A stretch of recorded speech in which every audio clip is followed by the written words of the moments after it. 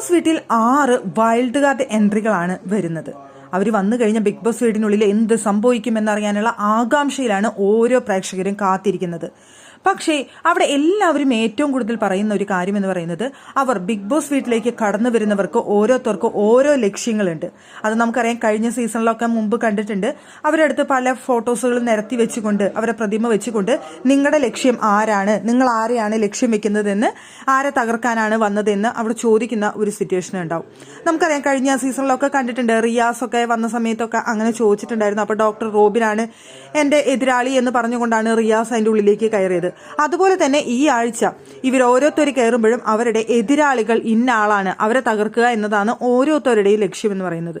അപ്പൊ എല്ലാവരും പറയുന്ന ഒരു കാര്യമാണ് ഗബ്രി ജാസ്മിൻ, അതായിരിക്കും നമ്മുടെ സായിയുടെ ലക്ഷ്യം. അതായത് സീക്രട്ട് ഏജന്റിന്റെ ലക്ഷ്യം എന്ന് പറയുന്നത് ഇവരാണ് എന്നാണ് പറയുന്നത്.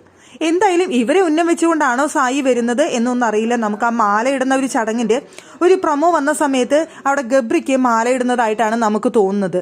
അങ്ങനെ ഇരിക്കുന്ന സമയത്ത് ഗബ്രിയാണ് ഉന്നം വെച്ച് വന്നതെങ്കിലും ഉള്ളിലേക്ക് കയറി കഴിയുമ്പോൾ അവിടെ കാറിലിരുന്ന് വെറുതെ റിവ്യൂ ചെയ്യുന്നത് പോലെയല്ലല്ലോ ബിഗ് ബോസ് വീടിനുള്ളിൽ വന്ന് ഗെയിം കളിക്കുക എന്ന് പറയുന്നത്. അവിടെ ഒന്നുമല്ലാതായി പോകുമോ സീക്രട്ട് ഏജന്റ് എന്നൊരു സംശയം എനിക്ക്.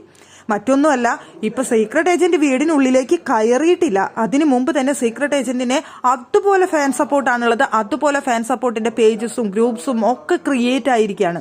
അത്രയും എന്ന് വെച്ച് കഴിഞ്ഞാൽ അത്രയും ഫേമസ് ആണ് സീക്രട്ട് ഏജന്റ്, അഥവാ നമ്മുടെ സായി എന്ന് പറയുന്ന വ്യക്തി. അതുകൊണ്ട് തന്നെയാണ് ഇത്രയും പേരെടുത്തിട്ടുള്ളത്. അപ്പൊ ഇത്രയും പേരോട് കൂടി, ഇത്രയും ഫാൻ സപ്പോർട്ടോട് കൂടി ഉള്ളിലേക്ക് കയറുന്ന ഒരു വ്യക്തി അവിടെ ചെന്നിട്ട് ഒന്നും ചെയ്തില്ല എന്നുണ്ടെന്നുണ്ടെങ്കിൽ പ്രേക്ഷകർ തൂക്കിയെടുത്ത് വെളിയിൽ കളയും. എന്തിനാ മോനെ നീ ഇങ്ങോട്ട് പോകുന്നത് എന്ന് ചോദിച്ചുകൊണ്ട്. അതുകൊണ്ട് തന്നെ സീക്രട്ട് ഏജന്റ് എന്ന് പറയുന്ന വ്യക്തി മറ്റാരേക്കാളും ഈ 6 പേര് അതിനുള്ളിലേക്ക് കയറുമ്പോൾ ഈ 5 പേരെ മാറ്റി നിർത്തി കഴിഞ്ഞാൽ 6ാമതായി നിൽക്കുന്ന ഈ സീക്രട്ട് ഏജന്റ് എന്ന് പറയുന്ന സായിയാണ് ഏറ്റവും കൂടുതൽ പ്രതീക്ഷ നൽകുന്ന മത്സരാർത്ഥി എന്ന് പറയുന്നത്. അതുകൊണ്ട് തന്നെ സായിയിൽ നിന്നും അത്രയും നല്ലൊരു പെർഫോമൻസ് ആയിരിക്കും പ്രേക്ഷകർ ആഗ്രഹിക്കുന്നത്. അതുപോലെ ഒരു പെർഫോമൻസ് സായിക്ക് നൽകാൻ കഴിഞ്ഞില്ല എന്നുണ്ടെങ്കിൽ സായിയെ തൂക്കിയെടുത്ത് വെളിയിൽ കളയേണ്ട ഒരു സിറ്റുവേഷൻ വരും. സായിക്ക് എന്തായാലും അതിന് കഴിയട്ടെ എന്ന് തന്നെയാണ് ഞാൻ ആഗ്രഹിക്കുന്നത്. എന്താണെന്ന് വെച്ച് കഴിഞ്ഞാൽ പല യൂട്യൂബേഴ്സ് ആണെന്നുണ്ടെങ്കിലും പലരും സായിയെ അത്രയ്ക്കും പ്രതീക്ഷ അർപ്പിച്ചുകൊണ്ടാണ് ഇരിക്കുന്നത്. സായി ഇത്രയും കാര്യങ്ങൾ വിശകലനം ചെയ്യുന്ന ഒരു വ്യക്തിയാണ് എന്നുള്ളത് കൊണ്ട് തന്നെ അതിൻ്റെ ഉള്ളിലേക്ക് ഗെയിം അറിഞ്ഞുകൊണ്ടാണ് കയറുന്നത്. പുറത്ത് എന്താണ് നടക്കുന്നത് എന്ന് ഒരു മാസത്തെ ഗെയിം കണ്ടുകൊണ്ടാണ് ഉള്ളിലേക്ക് കയറുന്നത് സായി. അതുകൊണ്ട് തന്നെ സായിൽ നിന്നും നല്ലൊരു ഗെയിമാണ് പ്രതീക്ഷിക്കുന്നത്. അവിടെയുള്ള ജിൻഡോനെ ആണെങ്കിലും ഗബ്രീനെ ആണെങ്കിലും ജാസ്മിനെ ആണെങ്കിലും ഒക്കെ അടിച്ച് നിലംപരിശാക്കുന്ന തരത്തിലുള്ള ഒരു അടിപൊളി ഗെയിമാണ് അവിടെ നമ്മൾ പ്രതീക്ഷിച്ചുകൊണ്ടിരിക്കുന്നത്. സായിൽ നിന്ന് അത് തന്നെ വന്നില്ല എന്നുണ്ടെങ്കിൽ പ്രേക്ഷകർക്ക് ചിലപ്പോൾ അത് വളരെയധികം ഒരു വിഷമമുള്ള ഒരു കാര്യമായി തീരും. എന്തിനാണ് ആ കാറിലിരുന്ന് റിവ്യൂ ചെയ്യാൻ വേണ്ടി അവിടെ തന്നെ ഇരുന്നാൽ പോരായിരുന്നു, എന്തിനാ ഇങ്ങോട്ട് എഴുന്നള്ളി വന്നേ എന്നൊരു ചോദ്യം വരും. അങ്ങനെ ഒരു സിറ്റുവേഷൻ വരാതിരിക്കട്ടെ. എന്തായാലും അത്രയും ഫാൻ സപ്പോർട്ടാണ് സായിക്ക് ഇപ്പോൾ നിലവിൽ ഉള്ളത്, ഉള്ളിലേക്ക് കയറുന്നതിന് മുമ്പ് തന്നെ.